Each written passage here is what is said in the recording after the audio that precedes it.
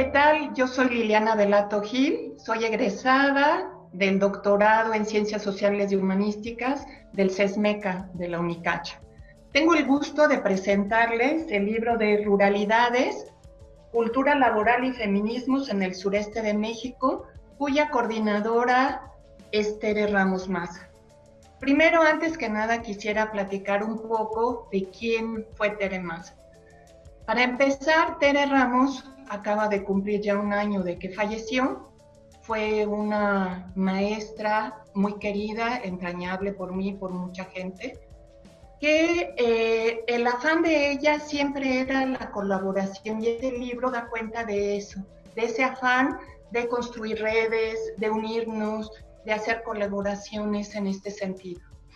En este libro participan diferentes personas, la UAM, el CESMECA también, el CIMSUR, ECOSUR, CIESAS del sureste, y es una producción interesante porque justamente marca un episteme desde el sur. Yo creo que estamos acostumbrados a muchos textos del centro del país, pero esta producción tiene que ver con el sureste. Entonces, esa es una particularidad también que le interesaba muchísimo a Tere Ramos. Tere, como digo, no solamente fue una excelente académica, una gran compañera, amiga, y ella ponía mucho el énfasis también en el buen trato entre las personas, y eso la distinguía particularmente dentro del centro del CESMECA. Esta necesidad de construir redes de colaboración, pero también de buen trato. También fue pionera en los estudios de género y construyó junto con otras personas el primer posgrado que se hace en Chiapas, afortunadamente, sobre estudios de género y feminismo, que está en el CESMECA.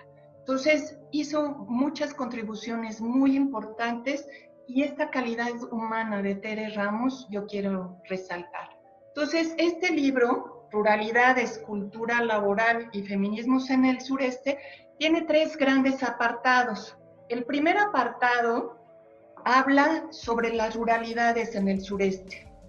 ¿Qué pasa con estas ruralidades en estos tiempos de grandes transformaciones, de migración? ¿Cómo se están transformando también los hogares?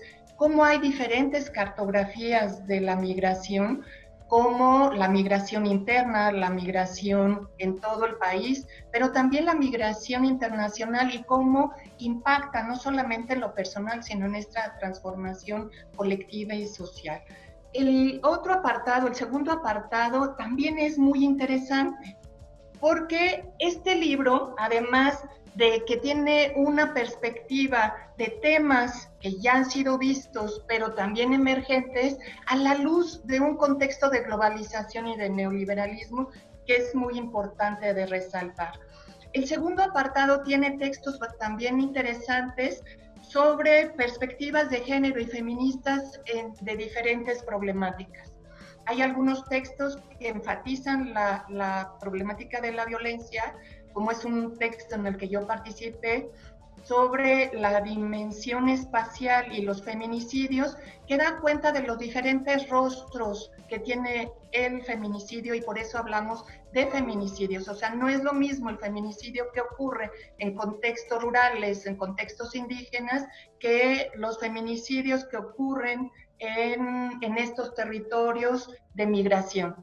Entonces, por eso en este texto hablamos de feminicidios y de cómo esta masculinidad tradicional de los contextos rurales está impactando y también se está traduciendo en una mayor violencia.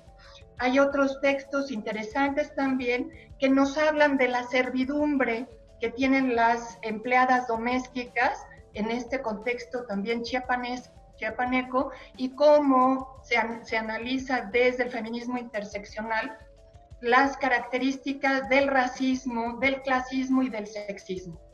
Otro texto también nos habla de la menstruación, cómo la menstruación ha sido totalmente denostada y cómo a través de la denostación de la menstruación denostan el cuerpo femenino. Entonces, cómo a través del discurso feminista podemos hacer un cambio también de transformación de estas representaciones sociales y de prácticas como una cuestión de reivindicación del cuerpo de las mujeres.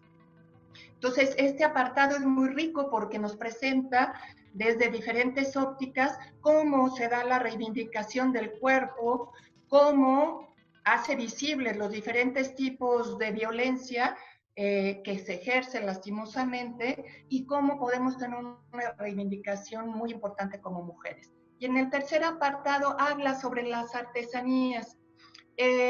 Las artesanías como antes estaban incluso concebidas como parte del arte popular y ahora se considera en términos de la globalización como una industria creativa.